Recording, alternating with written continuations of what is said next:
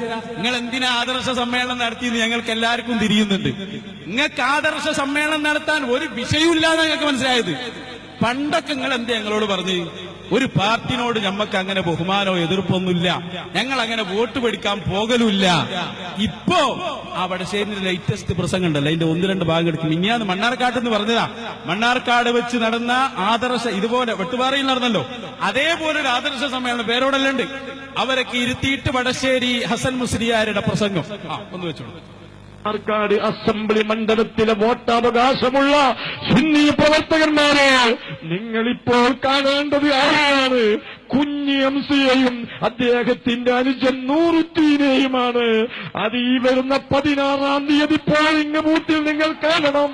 അത് കണ്ടാൽ മാത്രം പോലെ നിങ്ങളുടെ ജനാധിപത്യാവകാശം ഈ അരുംകൊലയാളികളെ കൂട്ടുപിടിച്ച് അവർക്ക് സംരക്ഷണം നൽകുന്ന ഈ ഇന്ത്യൻ യൂണിയൻ മുസ്ലിം ലീഗിന്റെ സ്ഥാനാർത്ഥി പരാജയപ്പെടുന്ന രൂപത്തിലേക്ക് ആ സ്മരണ നിങ്ങൾ ഉപയോഗപ്പെടുത്തണമെന്ന് പറഞ്ഞാൽ അതെന്റെ എന്താ ആദർശ സമ്മേളനത്തിന് കോല നോക്കി നിങ്ങൾ അവിടെ പോയിട്ട് പറയാം ഇന്ത്യൻ യൂണിയൻ മുസ്ലിം ലീഗിനെ പരാജയപ്പെടുത്തണം.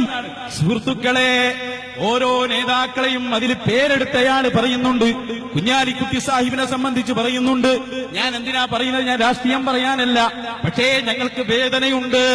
ഈ പാവപ്പെട്ട പ്രവാസികളും പാവപ്പെട്ട ജനങ്ങളും ഈ സംഘടനക്ക് ഫണ്ട് നൽകുന്നത് ദീന് പറയുമെന്ന് കരുതിയിട്ടാണ്. ഇവരുടെ മനസ്സിൽ വരുന്ന രാഷ്ട്രീയത്തിന്റെ നേട്ടത്തിന് വേണ്ടി ദീൻ ഉപയോഗിക്കുന്നവരെക്കാൾ ഇത്ര വലിയ മോശമായ ആളുകൾ വേറെയുണ്ടോ? എന്നിട്ട് പരാജയപ്പെടുത്തണമെന്ന് പറഞ്ഞിട്ട് മൂപ്പര് പിന്നെ ഓരോ കുഞ്ഞാലിക്കുട്ടി സാഹിബിനെ കുറിച്ച് പറയുന്ന ഭാഗം ഒന്ന് കേൾപ്പിച്ചു കൊടുക്കും. മൂപ്പരും മോശമാണ്. രാജ്യത്തിന്റെ നിയമമനുസരിച്ച് വഖഫ് ബോർഡിലെ ട്രൈബ്യൂണലിനെ സമീപിച്ച് ഞങ്ങളെ രാജ്യത്തെ ഗ്രൂപ്പീസം അവസാനിപ്പിക്കണമെന്ന് ആവശ്യപ്പെട്ടൊരു രേഖ സമ്പാദിച്ചത് മാത്രമല്ലേ കുഞ്ഞി ഹംസ ചെയ്തുള്ളൂ. അതിന്റെ പേരിൽ അദ്ദേഹത്തെ ഖുസാപ്പ് ചെയ്തപ്പോ ആ കാബോലികര് വ്യവസായ വകുപ്പ് മന്ത്രി കുഞ്ഞാലിക്കുട്ടി വന്നപ്പോൾ പോലും പിടികുട്ടാപ്പുള്ളിയായി നടന്നിരുന്ന പ്രതിയെ സ്റ്റേജിലിരുത്തി സ്റ്റേജിലിരുത്തി ആദരിച്ചില്ലേ ഇവന്മാർ? പോകട്ടെ സഹോദരന്മാരെ, അതായത് പ്രതികളെ സ്റ്റേജിലിരുത്തി ആദരിച്ചു കുഞ്ഞാലിക്കുട്ടി സാഹിബ് വന്നപ്പോൾ. എന്നാ പിന്നെ ഒരു കാര്യം ഉണ്ടെങ്കിൽ നമുക്ക് അംഗീകരിക്കുന്നു. അതെന്താ?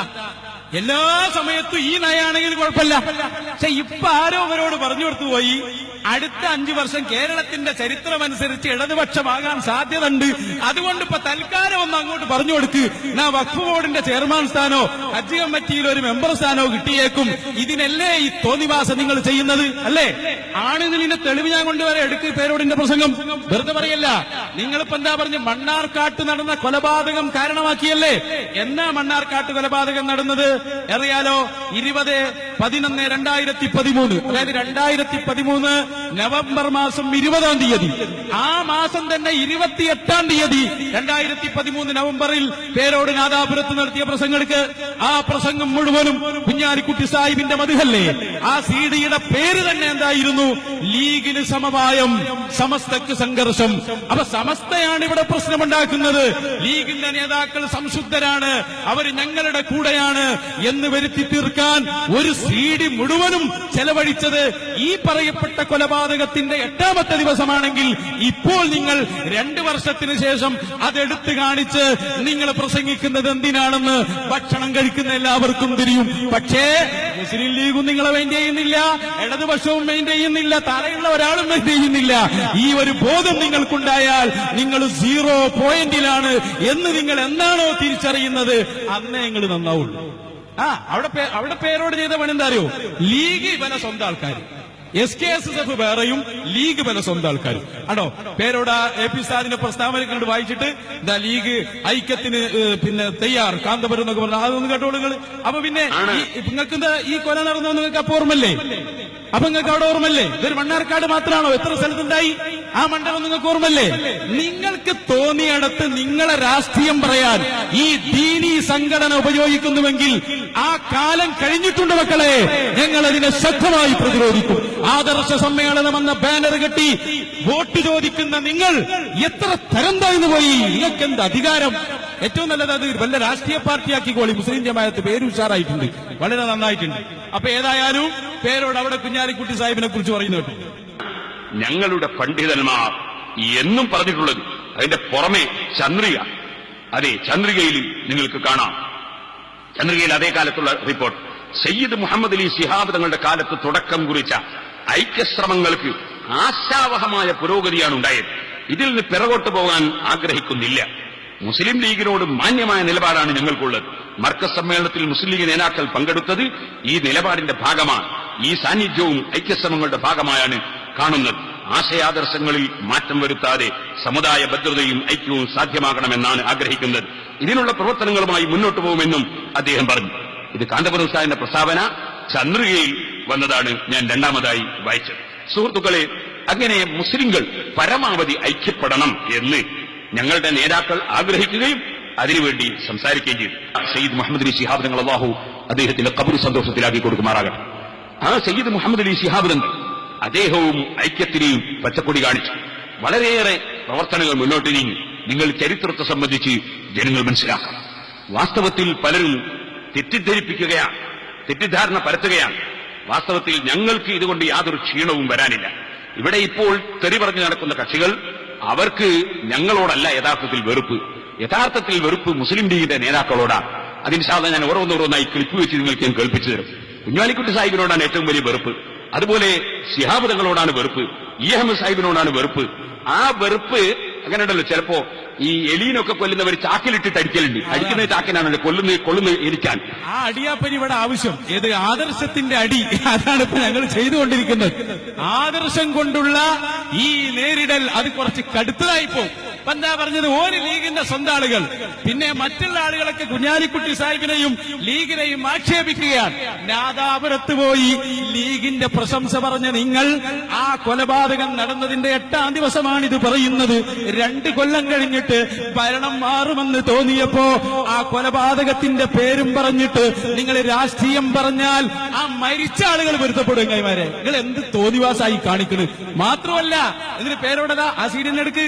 അതിൽ കുഞ്ഞാലിക്കുട്ടി സാഹിബ് മർക്കസ് നോളേജ് സിറ്റിയിൽ വന്ന് ഉദ്ഘാടനം ചെയ്യുന്ന പ്രസംഗം വരെ ഇട്ട് കൊടുക്കുന്നുണ്ട്. ഇതിനു മുമ്പ് പറയുന്ന അഭിമാനത്തോടെ പറയുന്നുണ്ട്, ലീഗിന്റെ 4 മന്ത്രിമാർ ഞങ്ങളുടെ പരിപാടിയിൽ പങ്കെടുത്തു.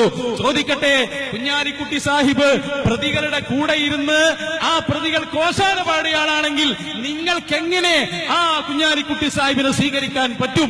ഇപ്പൊ നിങ്ങൾക്ക് എങ്ങനെ പറ്റാതെയായി? ഇതല്ലേ അവസരവാദം? ഇതല്ലേ ഇരട്ടമുഖം? നിങ്ങളെ ഈ സമൂഹം എന്നേക്കുമായി തൊലാക്ക് ചൊല്ലുമെന്ന് മാത്രമേ ഞങ്ങൾക്ക് ആ വിഷയത്തിൽ പറയാനുള്ളൂ. പേരോടിന്റെ പ്രസംഗങ്ങൾക്ക് ഫുള്ളായിട്ട് നെറ്റിൽ കിട്ടും.